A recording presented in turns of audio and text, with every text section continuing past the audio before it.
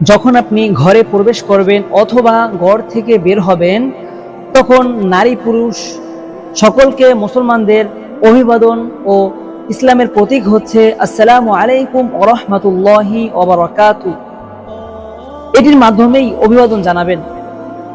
এটির পরিবর্তে good morning, welcome কিংবা স্বাগতম ইত্যাদির মাধ্যমে অভিবাদন জানানো এটা মুসলিম সভ্যতা ও সংস্কৃতির অবমাননার কারণ। অথচ সালাম হচ্ছে ইসলামের প্রতীক ও মুসলমানের নিদর্শন, যা নবী করিম সাল্লাল্লাহু আলাইহি ওয়াসাল্লাম তার কথা ও কাজকর্মের মাধ্যমে প্রচলন ও বাস্তবায়ন করেছেন। তিনি তার বিশিষ্ট খাদেম হযরত আনাস ইবনে মালিক রাদিয়াল্লাহু তাআলা আনহুকে সালাম শিক্ষা দিয়েছেন।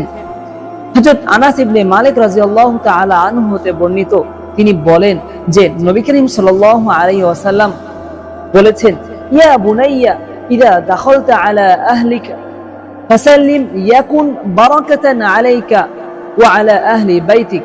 হে প্রিয় বৎস, যখন তুমি তোমার পরিবার পরিজনদের নিকট গমন করবে তখন তুমি তাদেরকে সালাম করবে, এটি তোমার এবং তোমার পরিবার পরিজনদের জন্য বরকতের কারণ।